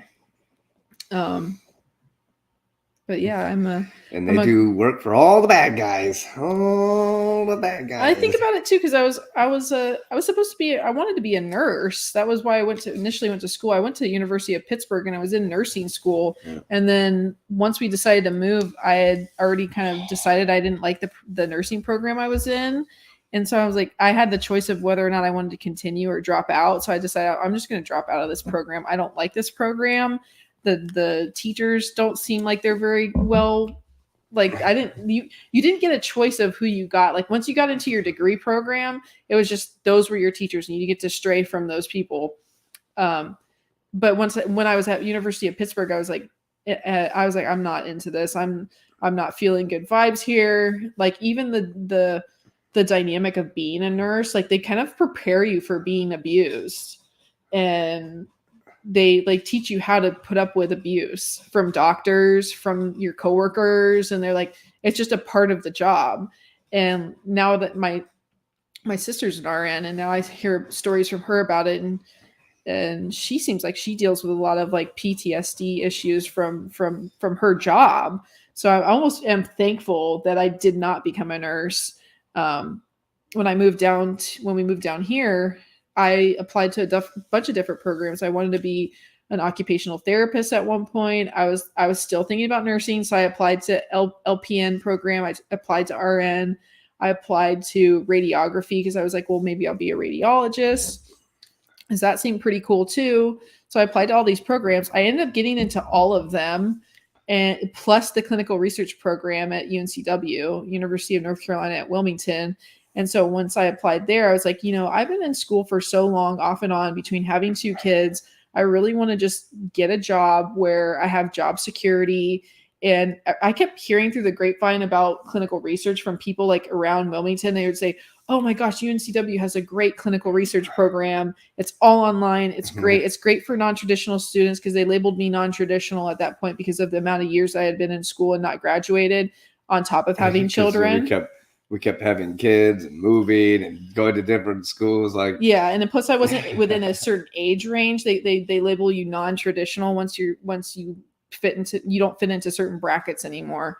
And so I was a non-traditional student. So that they had accepted me at UNCW in the clinical research program. So I was like, you know what? I'm going to do this. I'm going to work for a clinical research organization. I'm going to get that 401k and all those good benefits, even though I'm not going to be a nurse, I'm going to be working on not the front lines, but I'll be working, in the background as being somebody who helps, do research. So it seemed really cool. And it was, the thing was we were really worried about whether or not I was going to be able to keep working. And so we just kept saying, but it almost seemed like you were saying, like, just talking to that guy, like it's serendipitous. Like it was almost serendipitous that I found this niche market of a job where I could work remotely. I don't necessarily have to leave my kids. Like my kids are available to me when I want to see them. I don't have to be in an office, even though the office's headquarters are here in Wilmington. I could go in there. They even offered me to go back after COVID was over. They even said, do you want to be hybrid, or do you want to be remote, or do you want to just come back to the office? Do you want to start like coming in? And I was like, you know what? I'm just going to stay remote. At that point, I already told my manager about my living situation with my husband. So I just said, you know what? This is just the way it's going to be. I'm going to be a remote employee. And it worked out, and I'm still super happy about it. Also, at the time, it was one of those thoughts where, as she went to school for nursing, it was one of those thoughts in the back of our head where we said, if you get a nursing degree, you'll be able to help me in my disability, probably.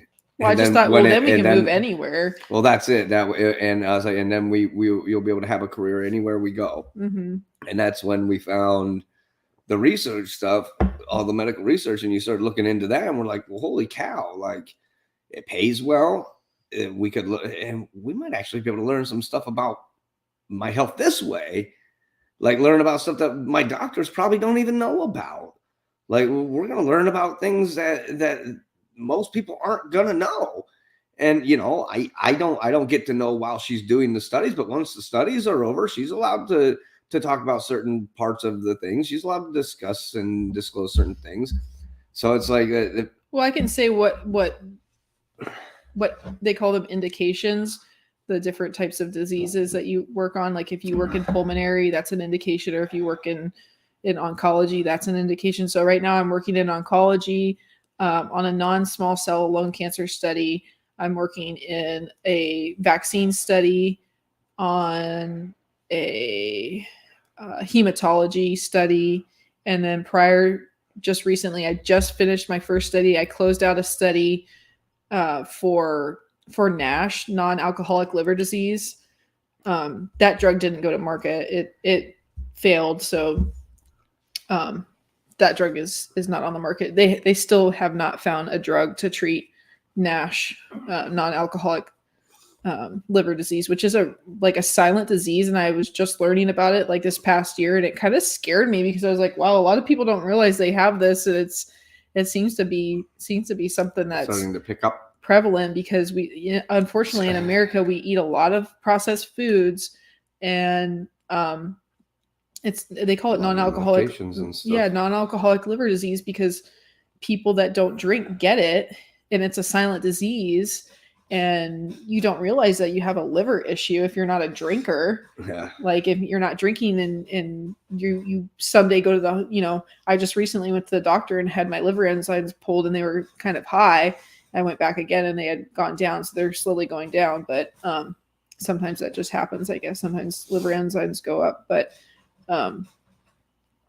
yeah, it was just when I started reading about it and learning about it, I was like, wow, this is something that people should probably know about if they've been taking a medication for a long time, or maybe they don't drink, but they eat a lot of high fat preservative foods, or maybe they're just, somewhat overweight.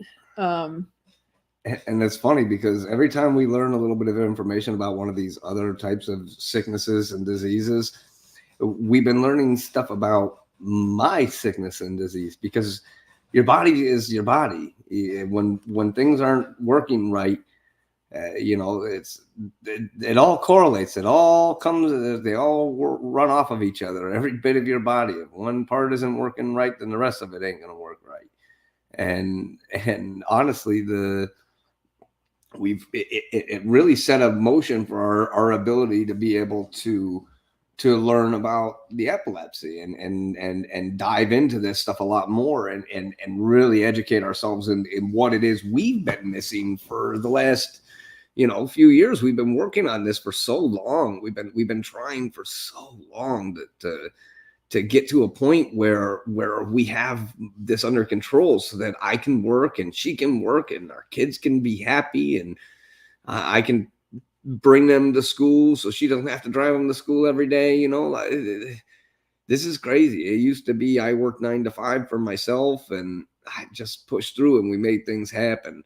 And now I'm sitting at home and she's carrying the load, and I'm glad she can. I'm glad that she's a strong-willed human, and she's worked hard for her goals, and it's been the difference maker for our family, 100%. If it wasn't for her ability to overcome seeing all the bullshit that I've put us through, we wouldn't be here. Yeah, it's all your fault. It is all my fault. It is all my freaking fault. And it's I'm just kidding. It better be. That's what I thought. So sometimes when life gets tough and I start having problems and stuff, it takes its toll on you. Yeah. And you get yourself into different mood states. Well, I'm not saying it in the joking manner though. I'm saying like you get into slight depressions as well when we get you have anxiety from this as well. Yeah, I get anxiety. A lot of PTSD from. I have more PTSD from your manic episodes than from your epilepsy, though. Like I said to the doctor, the epilepsy I'm not really worried about. It's the mania and stuff that you have occasionally that scare me. Like that's the scary part. And it's like every time I have the seizure, I'm like stuck in like this other world, and I just start acting crazy. I just feel like you're not in reality. You're not on the same playing field as me anymore, and that scares me. I don't even feel like I am. Like that's the tough part. Like, because then I'm really carrying the load. I'm like carrying the load emotionally for everybody in the household. Yeah. So it's not just being there. It's emotionally and physically and mentally being there for everybody, not just me. Well, so as the caregiver, you're not just caring for me. You're caring for me. You're caring for you. You're caring for the kids. You're taking initiative to care for. I guess it's everything. not the seizure that bothers me. The seizure is fine. The seizure is going to go away. The symptoms after the seizure is what bothers me now, because now I'm not ignorant to it anymore. I understand what it does to you, and it scares me. Like, and then the fact that you're not being really able to live a normal life right now is scary too. So, and that's why I'm hoping, like, once, my hope for the future is that you find a medication, at least in the meantime, to keep yourself from having as many episodes, so that way you can live a semi-normal life, whatever that means for us now. You know, we've been struggling to get over to our new house, so that's been I think that's been the most yeah, I need a vacation. even though I moved to the beach, I still need a vacation. So we live at the vacation spot, and we live less than a half a mile from the ocean, but yet we still. I mean, never feels like a vacation. He wonders why I don't want to do live streams and stuff all the time. Is because I'm so tired by the end of the day. I'm exhausted. I've got I literally have a book that I write a list in of things that I need to get done, and it's like taxes, this, that. I'm like, and then that's all after work. And then what? How much time do you really have after work? After 5 o'clock, you have what? An hour, 2 hours. And here everything closes at 5 and 6 o'clock. Restaurants close at 6 o'clock and stuff. It's very weird. Yeah, lately I haven't really felt intrigued to even cook food, so we've been eating out kind of more. But I'd like to get back to eating at the house more often, because that seems to help. When we cook and eat for ourselves, we definitely seem to have a much better diet. Yeah, especially because then I can keep you more on the Atkins diet. Yeah, when I fall off of my diet, that can be a problem. But like today, I ate a steak sandwich and a burger. Both of them had an egg on them with 2 slices of bacon, cheese, and they have bread, but that's only to keep all the goodies of the sandwich in line, keep that in order. So I ate 2 of those, and I ate hash browns. I don't even like hash browns. The whole time I was eating them, I'm like, why am I eating these? These aren't even good. Yeah, potatoes don't even taste good. They're hash browns there too. Well, potatoes are so boring. I don't it's like. It tastes like whatever condiment you put on them. Yeah, it's gravy, like you're not eating ketchup. You're not eating anything. You're just eating the filler that you put on it and what that. Yeah, we've kind of run the gamut of all the places in town that we like to eat at. They've all kind of I don't know. They don't check any boxes for me anymore. So we stopped eating at a lot of different places. Yeah, I mean, honestly, we do better just going to buffets and stuff, just because we'll know what we're gonna get. well, I'll pick it. Yeah. It's hard to feed me too, though, because as silly as it sounds, I'm 135 pounds, but I'll out eat anybody. Maybe not that Joey Chestnut guy, but it's a silly amount of food that I can eat, and how I can eat it, and how hot of foods I can eat. There's something I can do it. Hand me a hot pepper, I'll maul it down. I don't care. I've always been able to eat like a maniac.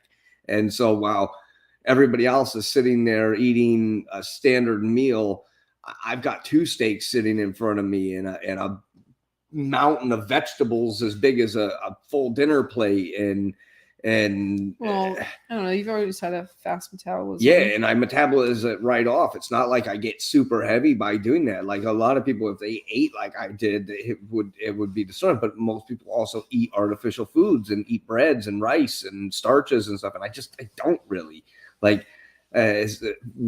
I'll eat meat and stuff all day long, and then to get my carbs for the day, I'll eat a milkshake or something.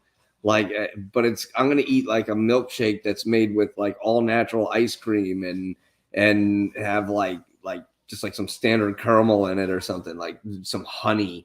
Like I sweeten everything with like natural. I don't even really sweeten anything. I eat most things unsweetened. I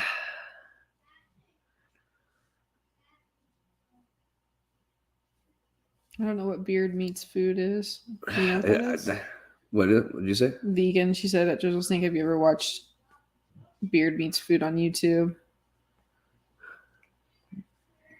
Thanks, vegan. Where is this at? Beard meets food. I've never heard of that. It's probably somebody's. Is that a food channel, vegan? Like where they teach you how to cook stuff. I assume. Sounds like a dude's meat channel. It really is, Angela. It's tough. It's truly tough for people to recognize how hard it is for the person that's dealing with the problem outside of the person with the problem.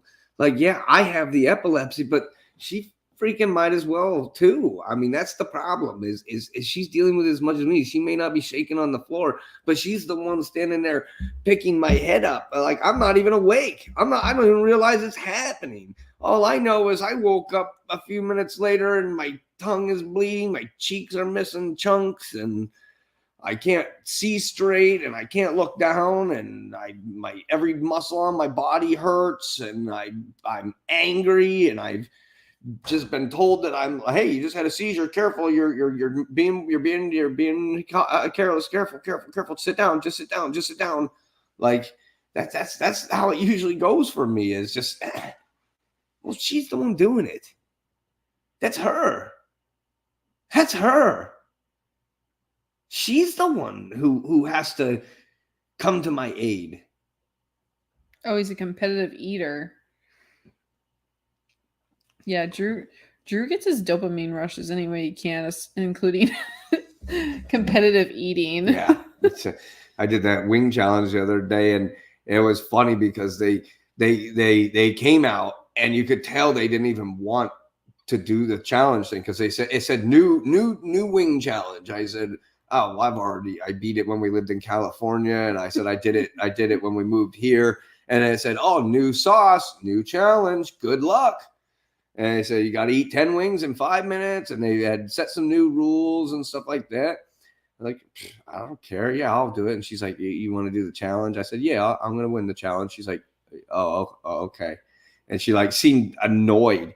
Yeah, the waitress seemed very pissed off because she told, like, you went to the bathroom. You weren't even there when she initially said, she's like, yeah, 3 girls came in last night. They tried to do it. One of them started throwing up immediately. She ate 1 wing and started puking everywhere.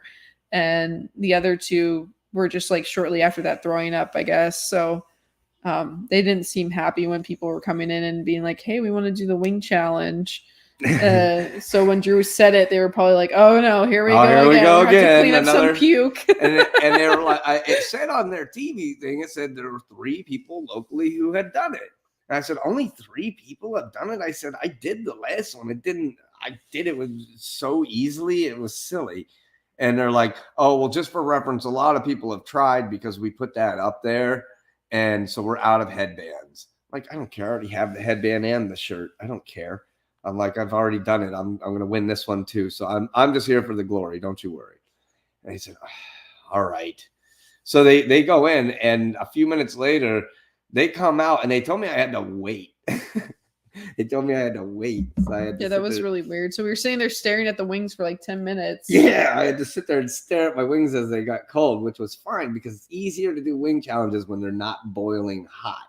When they first come out of the fryer, it's hard to eat them. They blister the top of your mouth and your tongue and stuff, and it hurts. But you still have to eat through that if you're trying to do a challenge. It's not a choice. You want to win, you got to eat through the pain. Sorry. Your mouth will heal in a couple of days. Get over it. So I was like, all right, well, she come over and she's like, all right. Time to start. Time to start. Here we go. And so she pulled her phone out and started the timer and yep. Let's do this.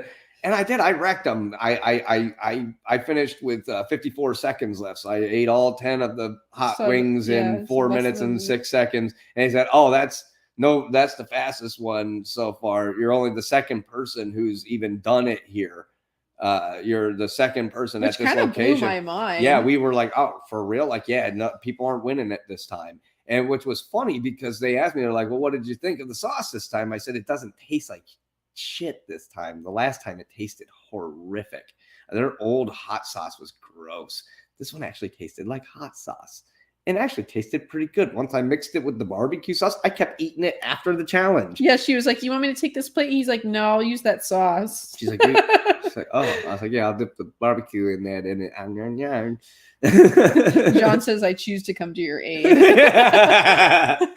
I tricked her. I got her. I did brainwashed her into loving me. Yeah, it's definitely it's instinct. It's not choice. If you don't have that instinct, then you're probably a very bad person. I'd have to assume. The thing is I only eat usually one meal or so a day. So when I look like a glutton because I eat all my calories in like one meal and then like a bowl of cereal or something. Like, that's like my day. It was funny because when we went to eat today, they were like, she ordered one sandwich and then you're like, yep, and I'm gonna have this sandwich. She's like, yep, you got it. And like she didn't even seem to like, she didn't even react to the fact that you wanted more than one meal, like that you're ordering 2 meals. Normally people would be like, you want another meal? Yeah, that happens a lot. Like I get and then he gets offended because he's like, yeah, I want of course 2 I do. meals. Of course I do. I love how this camera it has the feature on so that it bends and it keeps flattening. It keeps flattening the side of your face. Look how it bends your face and it looks like your face is like bent in. That's weird. It looks weird. That's because of the fade. Yeah, it's got a curved lens and it's inside of the thing right here tunes it, dials it in. So that thing does the. It's ironic because I bought this light for doing my interviews. And then she was like, don't you have one of those ring lights? Those podcast lights, you got one of those, don't you? I was like, yeah. I'm like, it's for my interviews. He's like, well, I'm going to use it for my live streams. I'm like, all right, whatever. You can have it. I'm like, I barely use it. And it wasn't really for the live streams. It's because I'm so darn blind. I use it to be able to see the writing on the chords on the sheet music that I've printed out. He is a glutton. I'm not. Nah. He's a glutton. That's what your grandfather used to say. You're such a glutton. That was even the term he used. Yep. Grampy called me a glutton all the time. That was there was gluttony and my grandfather told me, he's like, Drew, you need one thing more than anything in this world. You need to learn how to be humble. Still learning. Yeah, I'm still working on it. So every day I wake up and I don't say it out loud. I say it to myself every day. I look up at my shrine. I've got my shrine above my I have a cabinet off to the side of my bed, and I've got a shrine to my dad and my grandpa and like some of my old stuff, like just knickknacks that remind me of things that I loved and that are no longer available to me. So I look up at it and I say, when I wake up, I look up and I go, be patient, be humble, be patient, be humble, be patient, be humble. And then I don't. And then I feel like an idiot all day for not being patient or humble. But at least I said it and tried. Well, I think you need to be on medication is what it comes down to. No, but all honesty, like, I don't know. From what I understand, from when I spoke to my doctor, she said that bipolar disorder cannot be controlled on your own. You actually do need medication because you have a chemical imbalance in your brain, and there's no way, not even Buddha or Jesus could solve that, is how she put it, because there's no way that you could ever balance your brain out physically on your own through any emotional well-being mantras or anything like that. Yeah, let's see if this is readable. He's going to show you his nipples. Can you read that? No, it's all blurry, Drew. Oh, wait, now it's not. If you are reading this, I hope something good happens to you today. And that's my nipple ring. Gross. Now you got to show him the back, though. That's the point of the shirt. You see it? Yeah, it says no problem upside down. No problem. He's on his head, then there's no problem. But I liked it. I saw it at Ross's. Today I'm going to be the humblest person in the world. Let everyone know it. Yes, you nailed it. Good one. Good one.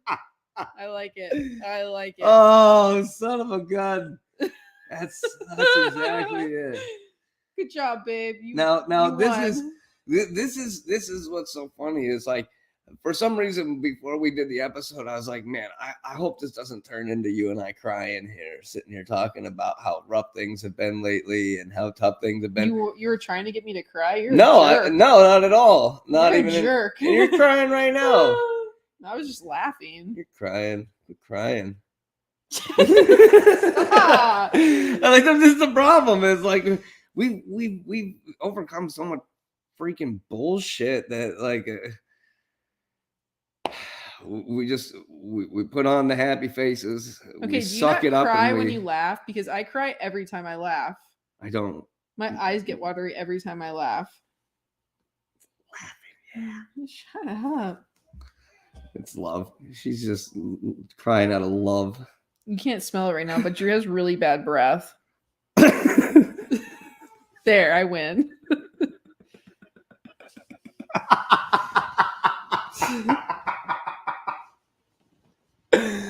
Oh shit! If smell-o-vision were a thing. If only. Oh, shut up. Yours ain't better.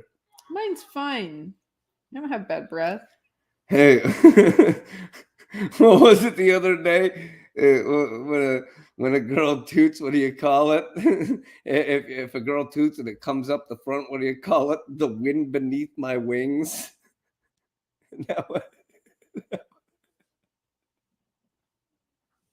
I'm just kidding. Yeah, that's what it was. She's the one who told me. Don't let her fake face. She's the one who said it to me. Yeah, no, I read that somewhere on like a meme or something. No, it was like a bunch of girls coming up with different things that they talk about when they fart, like what happens when they fart, and they're just coming up with gross terms to call it. Gross things for girls to call their farts, and some of them were so funny. Apparently, fart is trending according to what Lucky was saying last night. It was funny you were saying about how I fall asleep at like on the blink of an eye. Yeah. I was literally laying on this floor last night talking in Lucky's chat and falling asleep. and Drew's like, Laura, people are talking to you. So I picked up my phone. I messaged back. I was like, all right, I'm going to fall back asleep on the floor. She really did. It felt... It's a light switch here. It's absolutely. And I feel bad because people are talking to me in the chat. I'm like, I'm sure people are probably trying to talk to me, but I'm falling asleep right now. Well, I tell you what, it's one of those things we covered a lot of stuff tonight, and honestly, yeah, but your goal wasn't met. You didn't make me cry. It wasn't about making you cry. I'm just saying I was expecting us to be more emotional. Just because we typically when we talk about this stuff, that's the thing is it's you and I get into conversations, we get emotional about it, and we truly. But the thing is we've overcome so much together that it's funny when I talk to people about it. When I talk to people about my life and I tell them like the details of my life, they're like, "Holy shit! Like you go through a lot of stuff." I'm like, and then to me, I'm just like, "Well, it's just normal stuff. Yeah, it's just life. Like it's just normal stuff that everybody deals with." Right? Yeah, and right. You don't deal with this stuff too. Angela was talking about her daughter who has autism that she had to put into a group home. Like people just have things in their life that are just like their life, like that's their life, you know. And it may not seem normal to one person, but it's definitely normal to them if that's what they deal with on a daily basis. Like this is just my life. Like this is just what I deal with. And even back then when you were just like having a couple seizures and stuff, I was like, oh, it's all right. We got this. Like it's just epilepsy. Like it's not that big a deal, you know. And I just still try to like think of it as something that we just deal with. Like I read something on LinkedIn the other day, and they said they basically were saying like I don't let epilepsy be the player in my life. Like it's there, like I know it's there, but I don't let it dictate how I'm going to run my day or run my life. And I was like, well, yeah, like how else are you going to live, you know? just like sitting around waiting for a seizure to happen. Like that's not a good way to live. That's it. And we don't. Me being at home, not being able to drive, not being able to leave the house by myself without somebody around, not being allowed to be with my kids by myself is one of the weirdest. This sucks. This isn't a life. This isn't how I've ever dreamed. But I think about it as a kid. I remember kids that I went to school with, they had family members that they lived with that were disabled and they had to take care of their family members. And like those people, I think about those kids that I grew up with. I'm like, man, they dealt with a lot of shit for having to go to school and then go home and take care of somebody. Well, the fact that you have stuck around through all this horse shit. Stop breathing in my face. My coffee breath. The fact you've stuck around all this time and we've made it through all this horse crap together.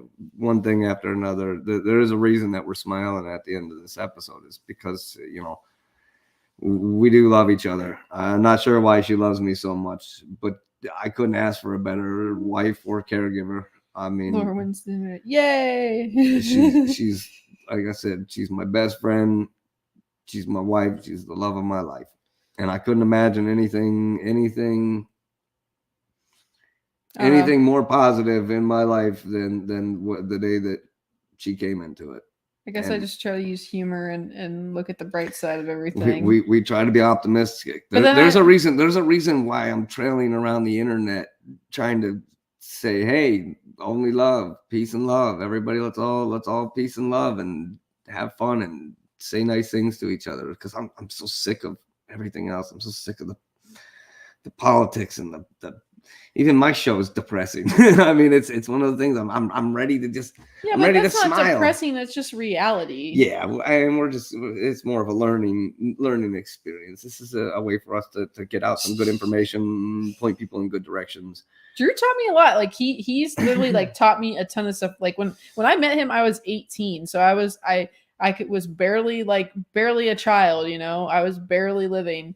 And he was the one that told me like you should go to school, because I was in college, but I wasn't really taking it seriously at the time and just partying and being young and stuff. So I mean, even though we were both partying and having like a college lifestyle, it was still like we had goals and like you taught me how to drive a manual. Like I'd never driven, like he was the reason that I got a BMW for my aunt, like this beater car. She got a 318 Ti, a 97 Ti. And he taught me how to drive it because he had a standard, he had a manual transmission. And now that's all I want to drive now is a manual. I have a manual Volkswagen right now. That's what I drive. We have three manual vehicles right now. We have my 2500 Dodge is a that's like some of the things that I take pride in when I pull up in your truck, in my big truck, in his 2500 Dodge in a manual. Like some men can't drive that truck, so I take pride in stuff like that. It's funny because there's a lot of guys that have come and work for me that couldn't drive that truck if they wanted to, and I can drive that truck. I can hop in that truck right now and go drive it. I might have backed She's up. Pulled trailers. May have backed my truck into my car the other day at our house. Yeah, at our new place, but whatever. That was a boo boo on my part. Yeah, I've never actually been in an accident, so my 8.4. It's all right. It's already busted up anyway. Yeah, it's a piece just of needs crap. a new light kit now. But yeah, I don't know. He's taught me a lot, so I have a lot to be thankful for him. It's a two-way street. And he supported me while I went to school and stuff, and while we had kids and what have you. So we've done a lot for each other over the years. So it's a two-way street for sure. It's not just one way. I haven't been doing this my whole me taking care of our house and our family hasn't been the entirety of our life. That's literally been the past 6 months, maybe. Yeah. It just feels like an eternity when you're not driving. Yeah. Yep, I was driving not that long ago, and I drive to the store occasionally in the middle of the night, go to the 24-hour store up the road. I'm like, I gotta go to the store. I'm not waiting. Moments, but... Yeah, I know, I don't either, but there's nobody on the road. Nobody here. Well, guys, I appreciate everybody coming. Yeah, thanks for coming. We truly appreciate everybody. This week we've got over on after this we've got Lucky's show coming on at 9:00. She's going to be talking about some scandal. and you don't want to miss it. Yeah, check out Lucky's show. It's gonna be fun tonight. It's gonna be an interesting conversation. Well, maybe not fun. It's gonna be another serious conversation, but hopefully some lightheartedness. Now I'm gonna drink another cup of coffee. The mint will be useless. And then I know the open mic night has been changed over to Wednesday evening. So make sure you guys check it out. On Wednesdays now. I can't remember if is Wednesday the 1st or the 2nd. I can't remember which day of what day each day is, whatever. That would probably be the Wednesday, 1st of February. The 1st, yep. So February 1st, there will be an open mic on. And then it's Groundhog Day, apparently. Yep. So be watching for Bill Murray. And yeah, everybody have a great week. And just remember, what do you know? You're not alone. You're never alone. Yeah, I guess Farron will be stopping by still tonight. Maybe should be. We'll see. We'll finger cross and we'll see if she makes it. DeFango. Yep. So it's a multi-guest night anyway. So we're excited to see what we can learn tonight. Sweet. So we'll see everybody over there. Thank you for coming. Thanks for everybody have listening to a great week and bring you some more fun information next week. Peace.